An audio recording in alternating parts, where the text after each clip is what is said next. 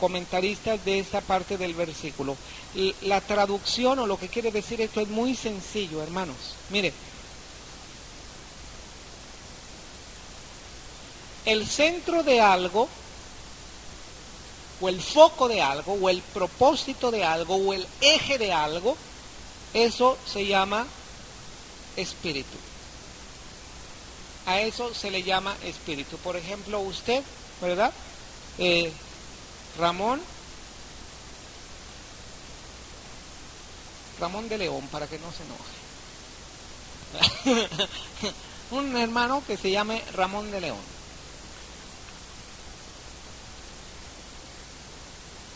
Ramón de León tiene un cuerpo, ¿verdad? Tiene un alma, porque se siente feliz a veces. Pero el centro, el ser de él, ¿qué es?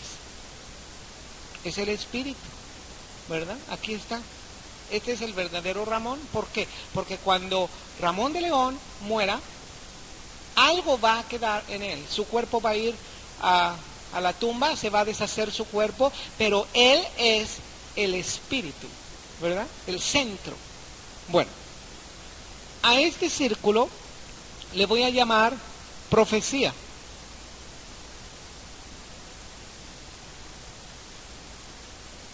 Y todo el libro del Apocalipsis, todo el libro del Apocalipsis es un libro profético. Esa profecía es el libro del Apocalipsis.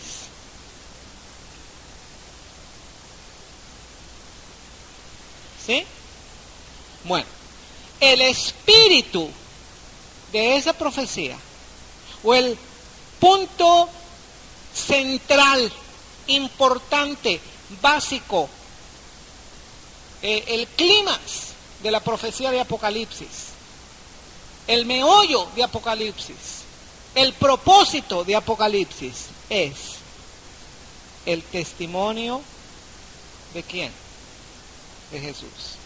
Es decir, es dar testimonio de Jesús, es exaltar a Jesús, es revelar a Jesús. Por esto el Apocalipsis es la revelación de Jesucristo. Amén. ¿Quién es el que merece toda la gloria? Dios, Jesucristo, ¿verdad? Por eso cuando el ángel pensó, o Juan le iba a adorar, un momento. En este libro, en esta historia, yo no tengo nada que ver aquí. Yo no tengo ningún otro propósito sino dar testimonio de Jesús. Adora a Jesús, porque el espíritu de esta profecía es el testimonio de Jesús. Amén. El testimonio de Jesús es el propósito, el espíritu de esta profecía. Me estoy explicando. Amén. A mí me parece muy sencillo lo que quiere decir este versículo. Bueno, vamos a comenzar con el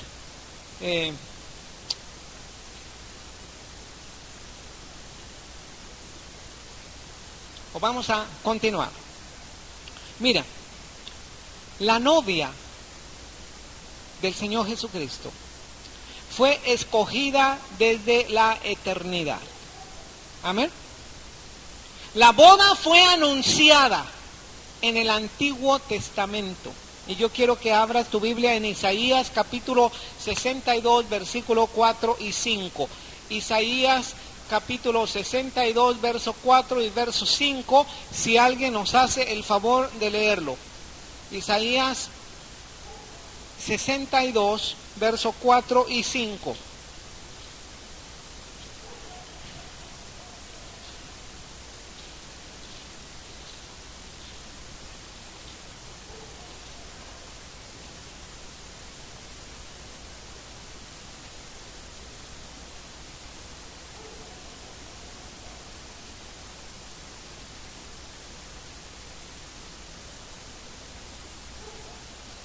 ¿De quién está hablando? Está hablando de Israel, está hablando de la iglesia. Nunca más te llamarán desamparada, ni a tu tierra se dirá, ni tu tierra se dirá más desolada, sino que será llamada Jefsiba y su tierra Beula, porque el amor de Jehová está en ti y su tierra será ¿qué?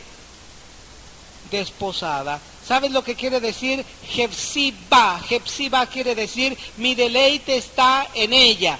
Y Beula quiere decir desposada. Pues como el joven se desposa con la virgen, se desposarán contigo tus hijos. Y como el gozo del esposo con la esposa, así se gozará contigo el Dios tuyo.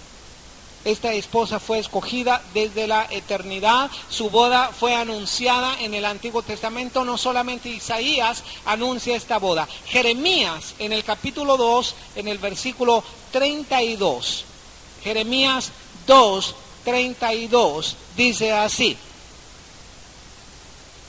se olvida la virgen de su atavío o la desposada de sus galas, pero mi pueblo se ha olvidado de mí por innumerables días. Está anunciando una boda. Oseas capítulo 2, versículo 1. Oseas capítulo 2, versículo ¿qué? Versículo 1.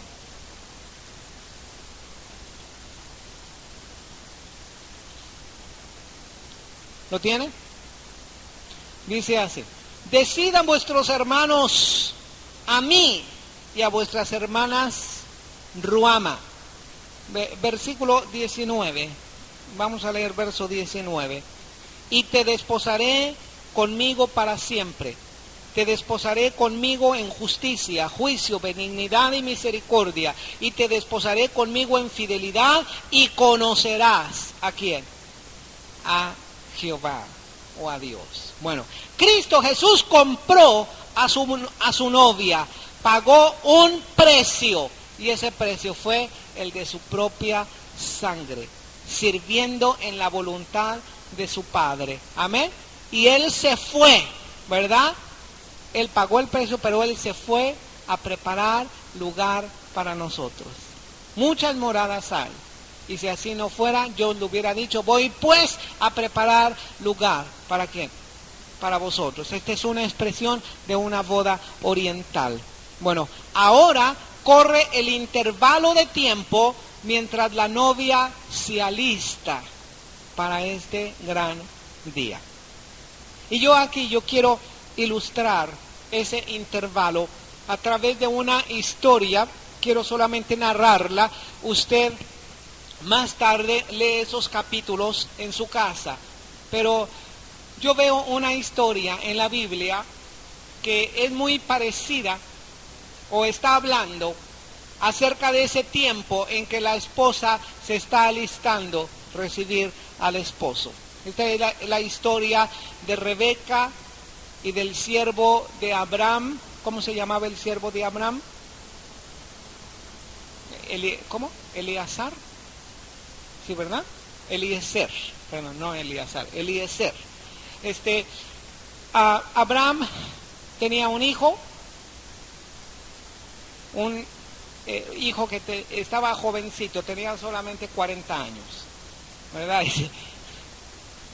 Y dijo Abraham, bueno, ya es tiempo de buscarle a mi niño una esposa, ¿verdad? Entonces, pues aquí estoy viviendo en una tierra de extraños y todas aquí las paganas, pues yo no quiero ninguna extraña para mi hijo, entonces voy a mandar a mi administrador, a mi siervo Eliezer, que vaya y busque una novia, una doncella para mi niño, ¿verdad? Entonces le hizo jurar Eliezer a Isaac que no le hizo jurar Eliezer a Abraham que no le iba a escoger a Isaac, cualquier mujer, sino aquella que fuera de su parentela. Entonces Eliezer se fue a buscar a la novia para Isaac. Isaac se quedó ahí en su casa, dice que Isaac tenía 40 años. Esta era la costumbre. Entonces dice, pero ¿cómo? De 40 años, él hubiera ido y hubiera visto, ¿no? Pero así se gastaban las cosas en ese entonces. Entonces Eliezer se llevó muchos dones, muchos regalos para aquella que iba a ser la esposa de su señor. Se llevó mudas de ropa, joyas, brazaletes, pendientes. Oye, y muchos dicen que las cristianas no pueden usar aretes, ni pueden usar adornos y todo. Pues como no, ni modo que ella las recibiera y luego las guardara. Ella tenía que usarlas, eran pendientes de mucho peso, de oro, brazaletes, aretes, prendedores, mudas de ropa también. Y se fue, pero también se llevó 10 camellos. 10 camellos. Esos camellos son muy importantes en la historia, porque esos camellos le sirvieron como señal a Eliezer de aquella que iba a ser su esposa. Yo quiero que usted ponga mucha atención en esta narración bíblica, porque nos va a hablar a usted y a mí, porque estamos viviendo en ese intervalo, en ese tiempo en que nosotros estamos siendo preparados, estamos siendo enjollados por ese Eliezer llamado Espíritu Santo. El Espíritu Santo está haciendo las veces de Eliezer en aquel tiempo. ¿Por qué? Porque el Padre Celestial envió al Espíritu Santo a Pentecostés a buscar la novia para su Hijo, ¿verdad? Este es el simbolismo. Entonces Eliezer va y llega a un cierto lugar cansado, llega a un pozo, ¿verdad? Y entonces él comienza a orar. Y él le dice al Señor: Señor, yo te pido una señal para reconocer a aquella que va a ser la doncella, la esposa de Isaac, mi Señor.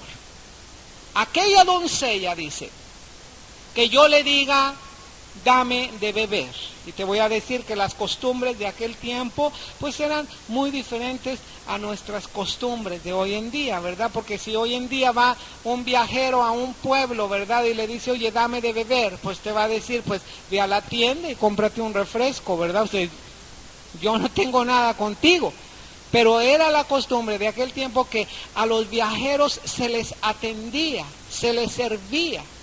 Entonces, sea la doncella que yo dijere: dame de beber, y que ella me diga, fíjate la señal que le puso, era una señal bastante difícil, y que ella me diga: sí, te daré a ti de beber, y también daré agua a tus camellos. Yo no sé si alguna de las hermanas aquí se dispondría a dar a 10 caballos, ¿verdad? Que los caballos no son tan tragones de agua, pero estos eran camellos.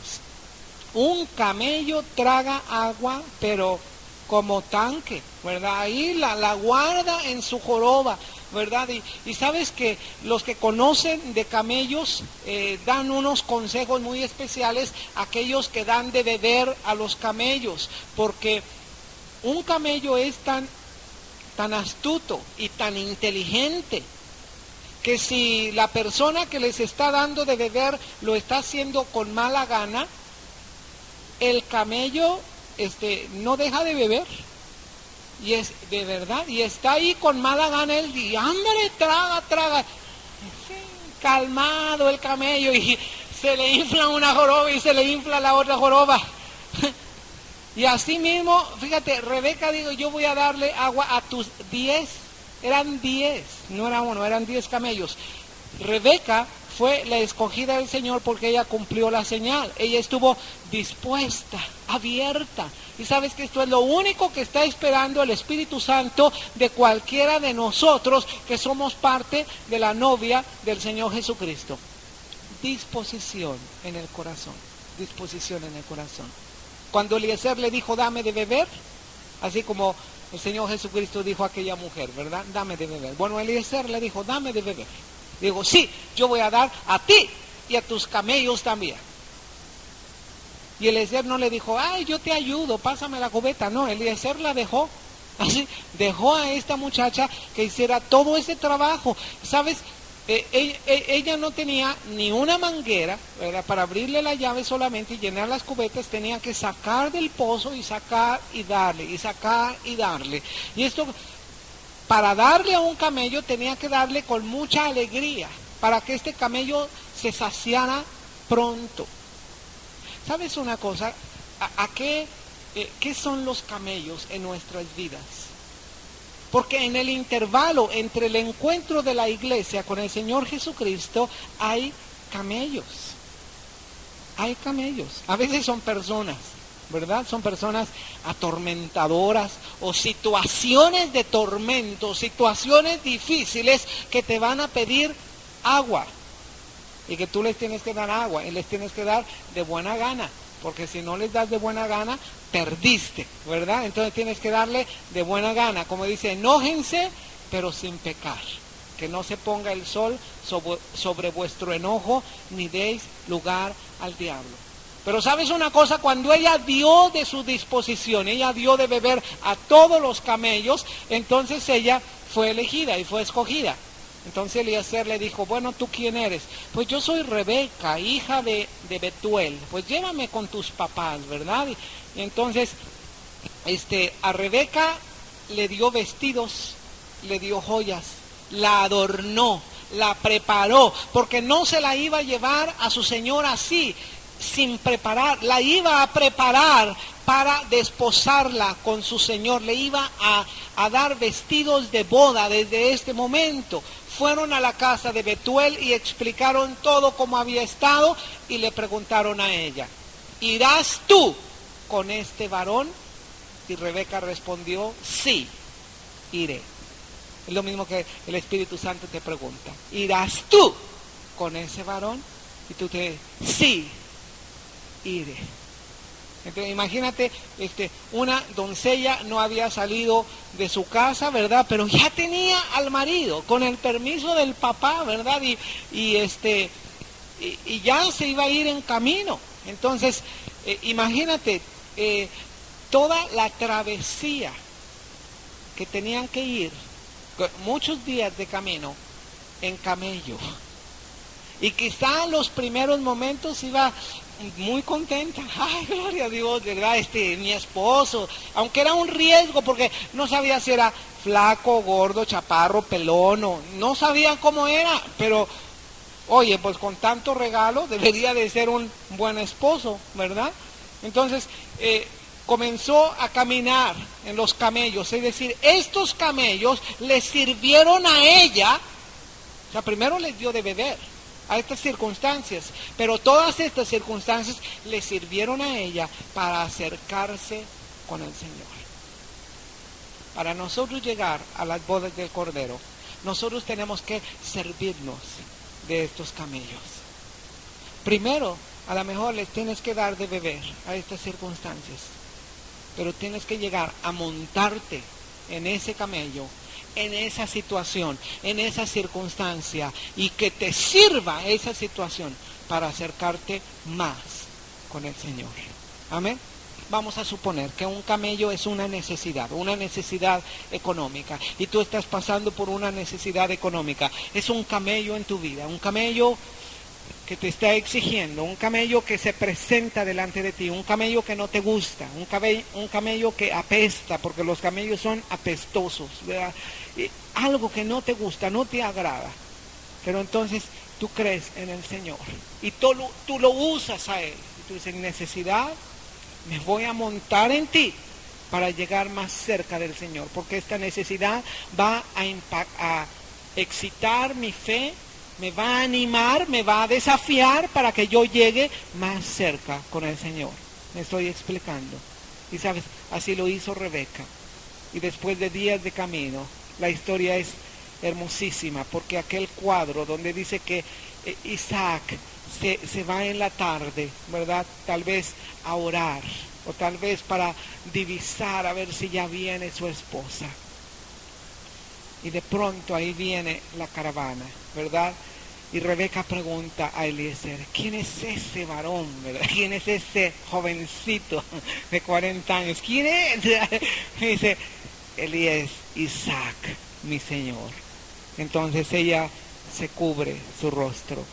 Pero ella va preparada, va enjollada, va con esos vestidos lujosos, con esos adornos, ¿verdad? Pero va al encuentro del Señor y es desposada con Isaac. Y es la misma manera. Es un símbolo muy grande. Yo creo, como decía Pablo, todo esto fue escogido como una alegoría. como una representación de lo que el Espíritu Santo está haciendo con nosotros. El Espíritu Santo te está preparando, te está enjollando, te está poniendo un vestido blanco, resplandeciente, limpio, y las bodas del Cordero se acercan. Amén. Así que yo te invito a que tú les des agua a tus camellos y que te montes en estos camellos porque te van a servir. No mates tus camellos, porque lo primero que se nos viene a la mente es, viene un camello, pues hay que descontar al camello, ¿verdad? Pero si tú descuentas al camello, no te va a ayudar para acercarte al Señor. El Señor te lo está proveyendo para que tú te montes en el camello y tú te acerques más al Señor. Amén. Vamos a ponernos de pie. En el libro del Apocalipsis, ¿en cuál capítulo? Capítulo 20, vamos a comenzar el capítulo 20.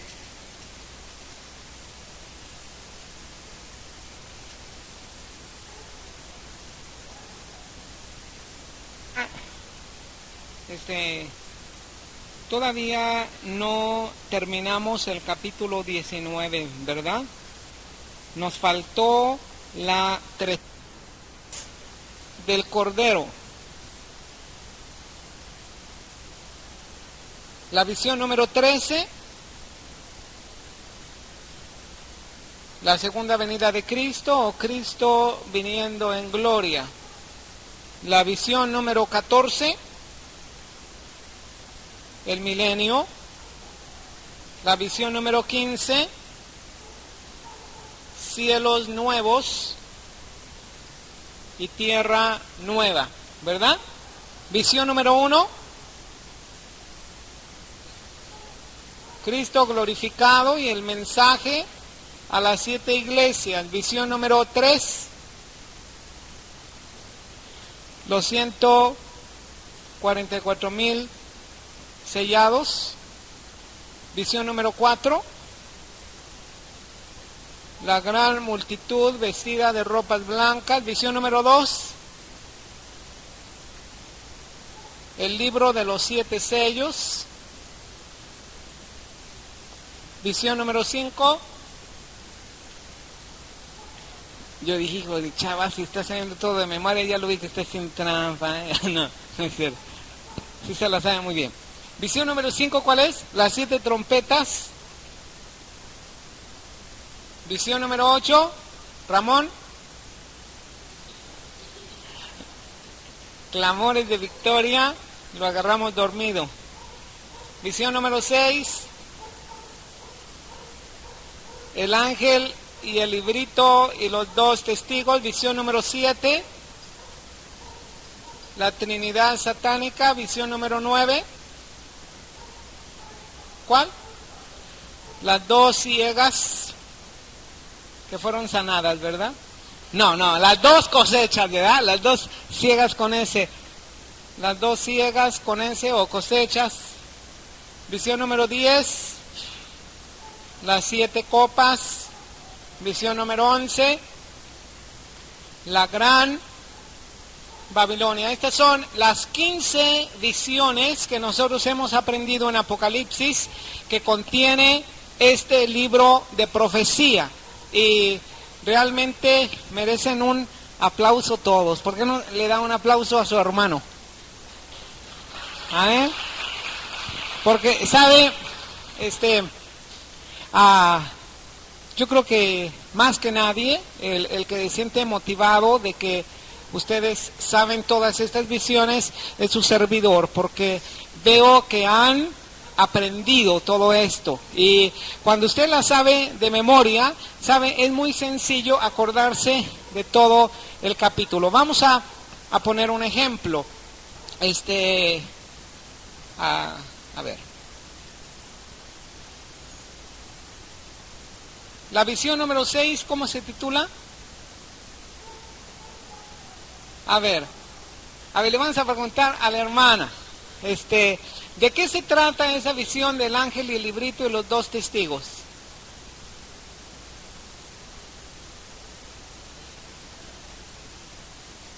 De los dos testigos.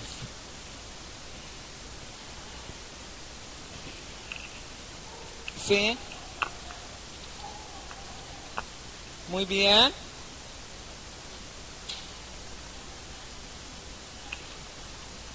Sí. Tienen que morir y van a resucitar. Perfecto. ¿Quién nos puede decir de la visión del ángel y el librito de qué se trata?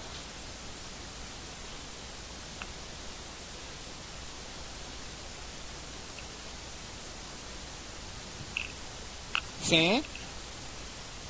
¿Y qué es ese librito? Es la palabra de Dios. ¿Y qué aprendemos a través de esa visión que vimos? ¿Qué podemos aplicar a nosotros?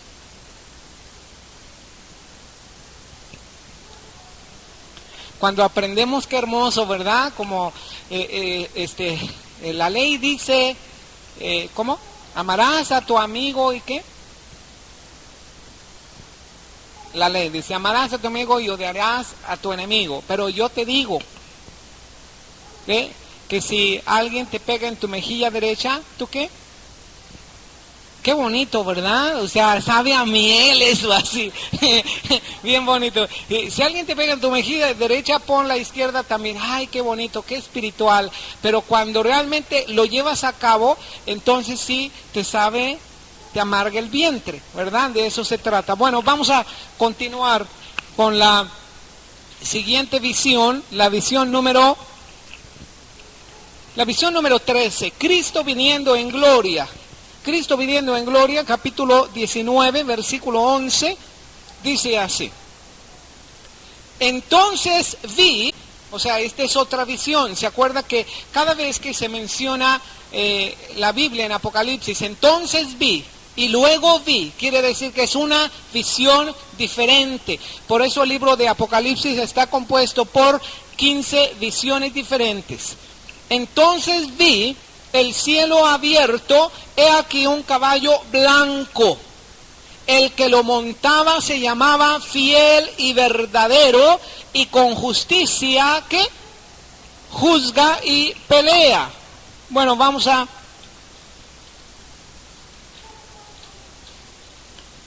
al sacar las visiones,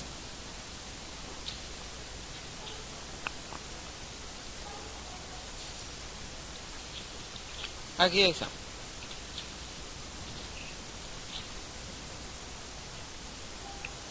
Vamos a dejarla pendiente, dice. Entonces vi el cielo abierto, aquí un caballo blanco, el que lo montaba se llamaba Fiel y Verdadero, y con justicia juzga y pelea. Sus ojos eran como llama de fuego, había en su cabeza muchas diademas, y tenía un nombre escrito que ninguno conocía sino él mismo. Estaba vestido de una ropa teñida en sangre, y su nombre es el Verbo de Dios. Y los ejércitos celestiales, vestidos de lino finísimo, blanco y limpio, le seguían en caballos blancos. De su boca sale una espada aguda para herir con ella las naciones, y él la regirá con vara de hierro, y él pisa el lagar del vino del furor y de la ira del Todopoderoso. Y en su vestidura y en su muslo tiene escrito un nombre: Rey de Reyes y Señor de Señores. Y vi un ángel que estaba en pie en el sol y clamó a gran voz diciendo a todas las aves que vuelan en medio del cielo: venid y congregaos, ¿a qué? A la gran cena de Dios. ¿Se acuerda que hay dos cenas? La cena de las bodas del Cordero y la cena de Dios, ¿verdad? ¿Cuántos de aquí quieren participar en la cena de Dios? ¿Sí? La cena de Dios, están invitadas todas las aves de rapiña. Y todas las aves de rapiña van a comer de las carnes del Armagedón. Nuevamente repito, ¿cuántos quieren participar en la cena de Dios? No, yo no, porque no soy ave de rapiña, ¿verdad? Porque yo no soy buitre, o sea, yo no voy a comer carroña. O sea, esta cena de Dios está preparada para las aves de rapiña, porque al final de la gran tribulación va a haber una batalla que la Biblia le llama la batalla ¿de dónde?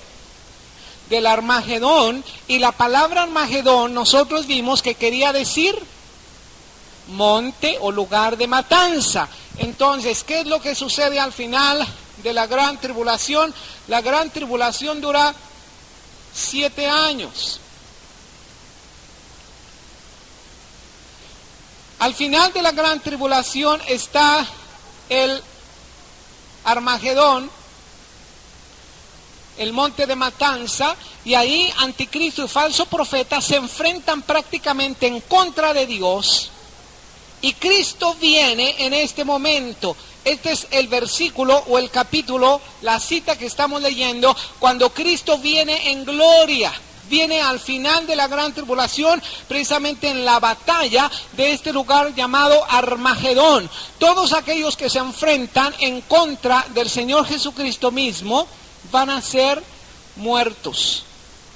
Y las carnes de ellos van a ser saciadas por las aves de rapiña. Por eso dice la Escritura, venid y congregaos a la gran cena de Dios. Hay 2 cenas, la gran cena de Dios y la cena de las bodas del Cordero.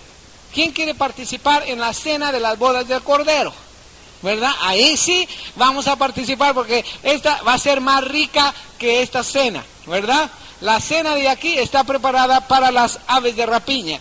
Dice así: vi un ángel que estaba en pie en el sol, clamó a gran voz diciendo a todas las aves que vuelan en medio del cielo, venid y congregaos a la gran cena de Dios, para que comáis carnes de reyes y de capitanes, carnes de fuertes, carnes de caballos, de sus jinetes, carnes de todos, libres y esclavos, pequeños y grandes. Y vi a la bestia y a los reyes de la tierra y a sus ejércitos reunidos para guerrear contra el que montaba el caballo y contra su ejército.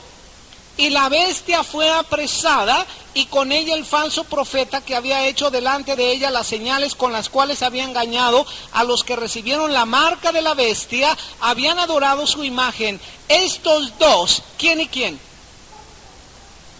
El falso profeta y el anticristo fueron lanzados, ¿cómo? Vivos dentro de un lago de fuego que arde con azufre. Fíjese muy bien lo que la Escritura está mencionando, porque hay algunas doctrinas falsas, ¿verdad?, que han torcido no solamente la interpretación de las Escrituras, pero prácticamente han torcido la traducción genuina de la palabra de Dios, de los escritos originales del hebreo y del griego, y han hecho sus propias traducciones. Yo me refiero, por ejemplo, a la Biblia de los Testigos de Jehová. Esa Biblia es única de la secta de los Testigos de Jehová, es diferente a todas las demás Biblias, y sabe que ellos dicen que no existe un infierno, y que además cuando ellos son lanzados al lago de fuego, esto es algo simbólico, pero que quiere decir que ellos son desintegrados. Y vamos a ver que bíblicamente esto no es verdad, porque aquí dice que fueron lanzados vivos al lago de fuego y azufre. ¿Que es un lugar espiritual? Pues sí, seguro que sí, porque ahí van a ir espíritus, ¿verdad?, para ser atormentados, como ahora son atormentados todos aquellos que mueren sin Cristo. Vamos a colocar una flecha doble. Vamos a decir que arriba está el cielo y que abajo, ¿qué?, está el infierno. Y algunos sabios y cerebritos, ¿verdad?, y gente muy inteligente va a decir: oye, hermano, estás equivocado, porque donde quiera, dice, ¿dónde está el cielo? ¿Arriba o abajo? Porque como la tierra está en medio del universo, tú no puedes decir que el cielo está arriba, porque también estaría abajo, ¿verdad? Pero te voy a decir una verdad muy grande, en mi opinión. Así como los seres vivientes tenían 4 rostros, ¿te acuerdas? Y un ser viviente que tiene 4 rostros es imposible que vaya hacia atrás. ¿Por qué? Porque si él va hacia atrás, siempre va a ir hacia adelante, porque tiene un rostro aquí. Nunca puede ir hacia un lado porque tiene un rostro a un lado. Nunca puede ir hacia otro lado. Siempre va a ir de frente. El Señor hizo la tierra redonda. El cielo, vamos a suponer que este es el área del tercer cielo, ¿verdad? Es un área espiritual. El primer cielo es el nivel de la atmósfera, el segundo cielo el nivel de las estrellas, y el tercer cielo es el donde está la manifestación del trono de Dios. Vamos a suponer que tú estás aquí. El hermano Ramiro está aquí, en este punto. ¿Para dónde estaría el cielo para él? Él está aquí en México. ¿Para dónde estaría el cielo? Para arriba, ¿verdad? Dice, pero los de China no tienen el cielo para arriba, tienen el cielo para abajo. Pero, ¿verdad que si tú vas a China, no andan de cabeza los chinos? Andan de pie también. Entonces, ¿para dónde va a estar el cielo? También va a estar para arriba. Y donde tú quieras, siempre va a ser para arriba. Y bíblicamente al infierno, personalmente, yo no he comprobado si el infierno está en el centro de la tierra, pero bíblicamente así dice, porque cuando habla del Señor Jesucristo dice, ¿qué es eso de que subió? Porque el Señor Jesucristo ascendió, no descendió después, pero dice, ¿qué es eso que ascendió? ¿Qué es eso que subió? Sino que primero descendió a las partes más profundas, ¿de dónde? De la tierra.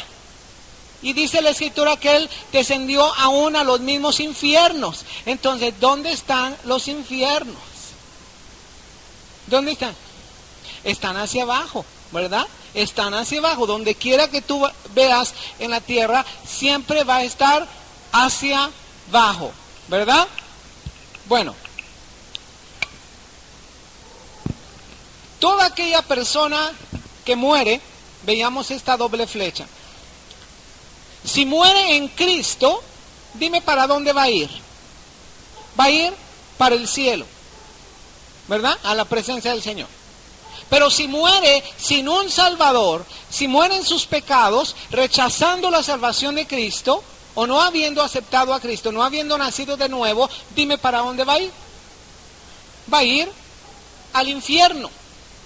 Va a ir a ese lugar que la palabra del Señor llama Hades, el lugar de los muertos. Y la Escritura dice, a través del mismo testimonio de Jesucristo, que el Hades tenía una división. De un lado estaba el seno de Abraham, o paraíso, ¿verdad? Y no piensen como aquella hermana que decía que el seno de Abraham era porque Abraham tenía un pecho muy grande y a todos se los echaba en el seno, ¿verdad? No, el seno de Abraham es el lugar de protección de todos aquellos que mueren con la promesa de un redentor. Paraíso quiere decir un lugar donde se está a gusto. Todos los que murieron antes, fíjate bien, antes de Cristo, pero que murieron con la esperanza de un Salvador, fueron a este lugar. Por fe somos, porque por gracia somos salvos por medio de la fe. La fe es la que nos va a dar la oportunidad de recibir la gracia de Dios. Todos aquellos que antes de Cristo murieron con fe se fueron a este lugar llamado paraíso o seno de Abraham. Pero todos aquellos que murieron sin un Salvador, ¿para dónde se fueron? Se fueron al infierno. Porque aquellos dos hombres, aquel Lázaro, ¿verdad? De aquel rico, cuando ellos dos murieron, el rico se fue al infierno y Lázaro se fue al seno de Abraham. Y la palabra infierno quiere decir lugar de tormento. Es un lugar de tormento. Todos aquellos que murieron sin Cristo fueron a este lugar de tormento. Cuando el Señor Jesucristo murió, el Señor Jesucristo descendió hasta el Hades, hasta el lugar de los muertos, y dice Pedro que fue a predicar a los espíritus que estaban aquí. Pero no fue a predicar un mensaje a ver si ellos se arrepentían. Fue a predicar un mensaje de victoria, porque él había sido más que victorioso, ¿verdad? Pero ¿qué hizo con aquellos que estaban en el seno de Abraham? ¿Recuerdas? Dice Colosenses que él llevó cautiva la cautividad. El seno de Abraham, todo completo, lo envió a la presencia del Señor. ¿Cómo podemos estar seguros de esto? Porque San Pablo dice, más me gustaría estar ausente de este cuerpo y presente con el Señor. San Pablo no dice, me gustaría estar ausente de este cuerpo y en el seno de Abraham o en el paraíso. Él dice, más me gustaría estar ausente de este cuerpo y presente con el Señor. Es decir, si una persona muere actualmente en el Señor Jesucristo, ¿a dónde va? No va a ir al paraíso, pero va a ir al tercer cielo, a la presencia del Señor. Amén. Aquel que muere sin Cristo, ¿para dónde se va a ir? Para el infierno. ¿Y qué cosa va a hacer en el infierno?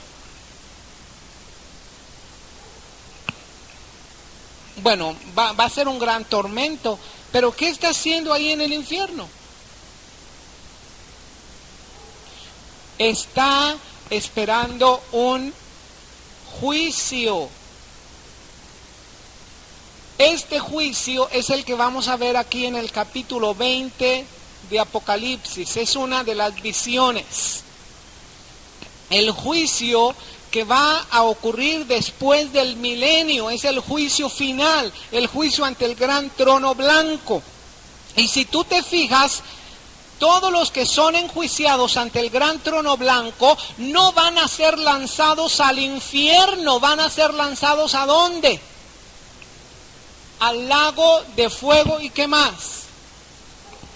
Al lago de fuego y azufre.